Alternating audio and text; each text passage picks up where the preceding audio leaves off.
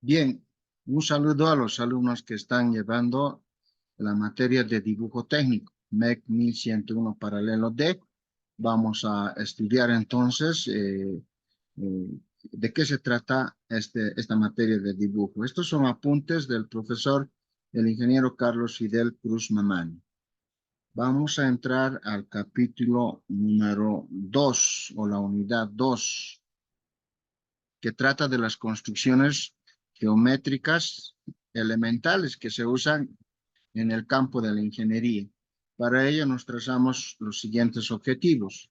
El alumno aprenderá a trazar las figuras geométricas más conocidas con los instrumentos geométricos para posteriormente trazar estas figuras mismas en un entorno ACAD, ¿no? En computadora. Existen métodos de construcción de las figuras geométricas elementales, las vamos a conocer también. Luego, aplicar las técnicas de construcción a otras situaciones de dibujo. También van a dibujar figuras como óvalos, elipses, espirales, polígonos, curvas cíclicas, trazos tangenciales y enlaces. El contenido de esta unidad: 1. Vamos a presentar las generalidades. 2. Construcciones elementales de uso frecuente en ingeniería. 3. Polígonos. 4. Curvas policéntricas. 5. Curvas cíclicas. Y 6. Ejercicios. En el punto 1 de generalidades vamos a recordar que en clases hemos presentado los instrumentos geométricos. ¿Cuáles son? Acá vemos en la imagen, en la figura, la escuadra, ¿no? Esta es la escuadra. Los ángulos internos de esta escuadra es 45 grados, 45, y tiene un ángulo recto, ¿no? La otra es el cartabón. El cartabón está acá. Es otra regla que tiene 30 grados, 60 grados y un ángulo recto. El otro instrumento geométrico es el compás para hacer círculos. Y para medir ángulos tenemos el transportador. Básicamente, en dibujo técnico, estos son los instrumentos de precisión que se utilizan para poder hacer un dibujo técnico. En el punto 2 vamos a hablar acerca de las construcciones elementales de uso frecuente. Empezamos con líneas, trazos de líneas de perpendiculares. Bueno, se dice que dos rectas o dos líneas son perpendiculares cuando se cortan, forman un ángulo de 90 grados o un ángulo recto, perpendicularidad, ¿no? La otra, mediatriz de un segmento, significa levantar una perpendicular a una recta, o en este caso al segmento AB, que pasa por el punto medio. Por eso se dice que se llama mediatriz del segmento AB. Paralelismo. Se dice que dos líneas son paralelas, ¿no? Acá la línea R1, la línea R2 son paralelas cuando no tengan ningún punto en común, ¿no? No tengan intersecciones. El ángulo. El ángulo es la parte del plano por dos semirrectas, ¿no? Están unidas en un vértice. Ahí se mide el ángulo. Se puede medir en grados o en radianes.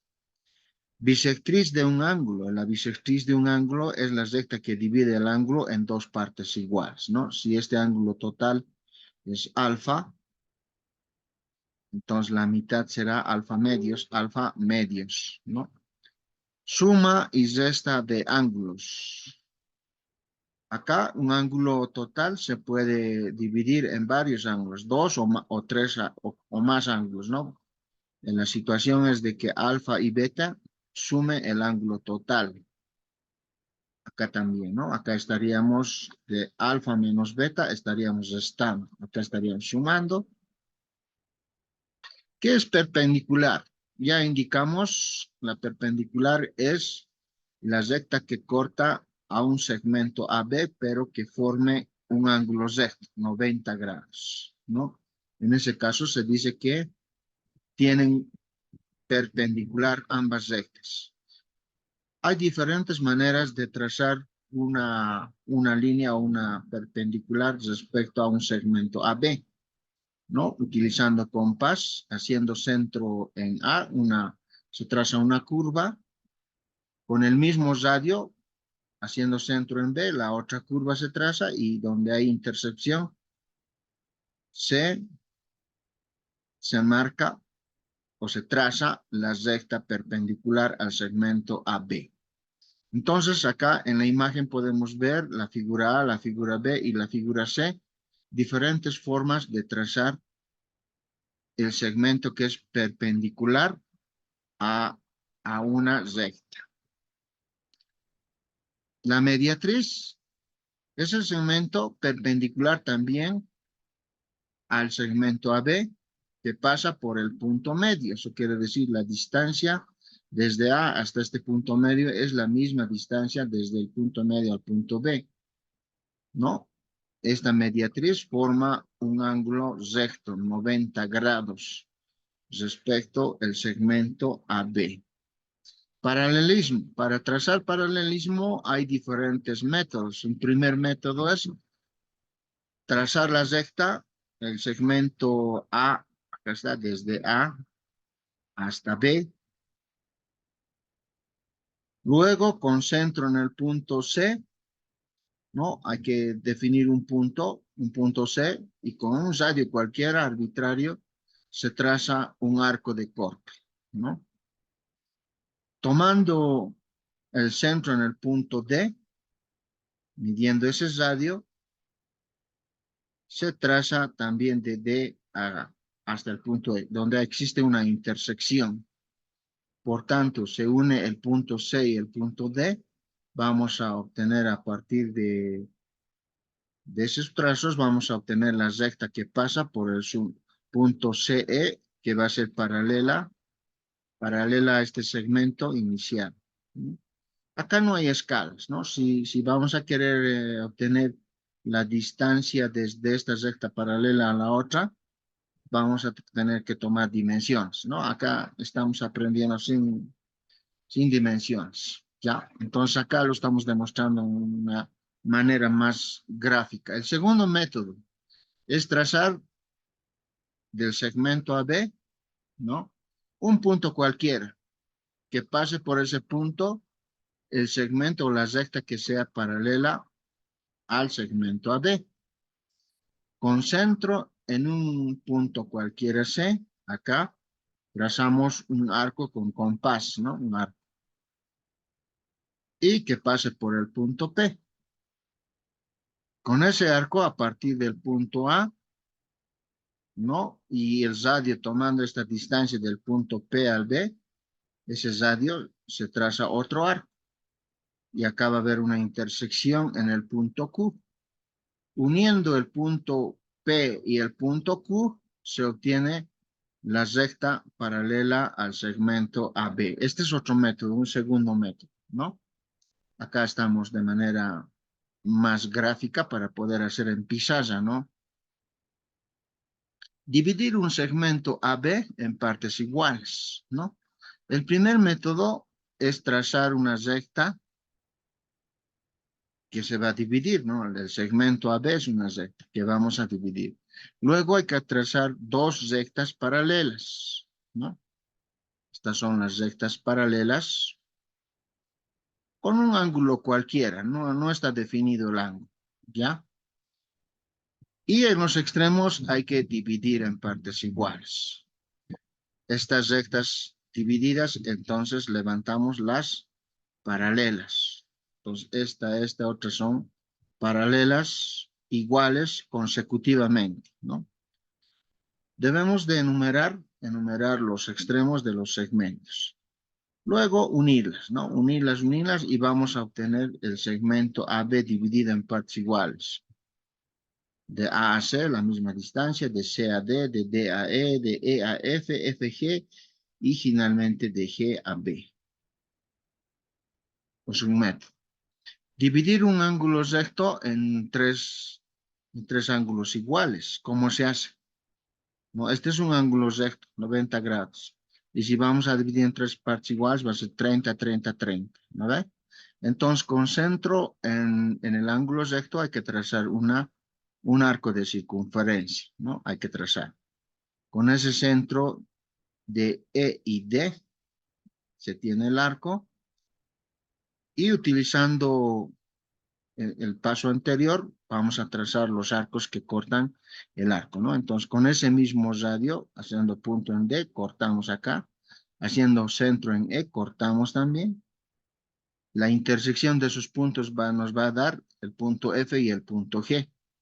Y trazamos las rectas desde el vértice, pasando por el punto G y pasando por el punto F. Entonces, estos ángulos van a ser ángulos iguales. Hemos dividido en tres partes iguales. Trazado de tangentes. En la geometría, una recta tangente es aquella que pasa justo por el límite de una curva, ¿no? En este caso tenemos circunferencia, circunferencia y estamos trazando tangentes, ¿no? Y esta tangente tiene que medir ángulos rectos respecto del radio, ¿no? Este es el radio, tiene que ser un ángulo recto. Acá también, tangente, este puntito ángulo recto, 90 grados significa, ¿no? Las tangentes pueden ser también de esta forma, perpendicular al radio, aquí hemos dicho, ¿no? Tangente a la circunferencia, tangentes exteriores se llamarían. Se llamarían tangentes interiores.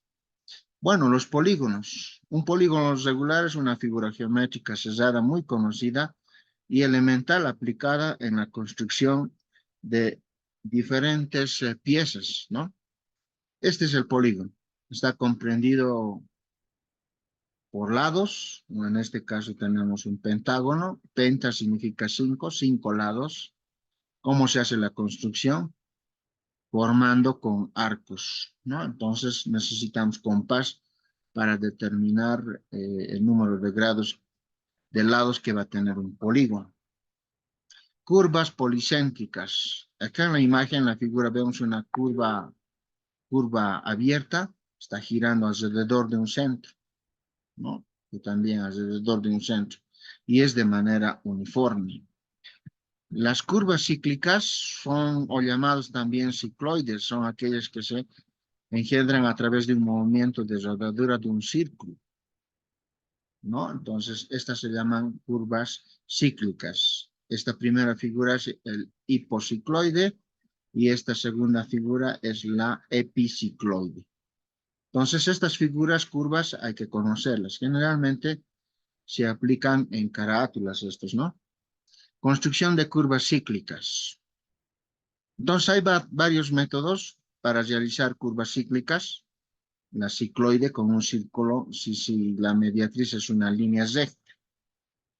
La epicicloide es a través de la circunferencia, ¿no? Tener la circunferencia y el círculo mueve alrededor o al exterior de esa circunferencia.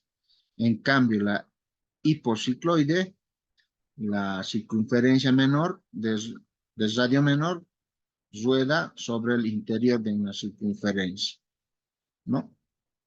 Bueno, hasta acá entonces hemos concluido el conocimiento de la parte teórica. En una segunda parte vamos a hacer ya, ¿no? El dibujo se aprende con la práctica. Vamos a realizar práctica en las láminas. Eso va a ser como tarea para el alumno y tiene que practicar, ¿no? El dibujo se practica y se practica para tener mayor destreza y habilidad.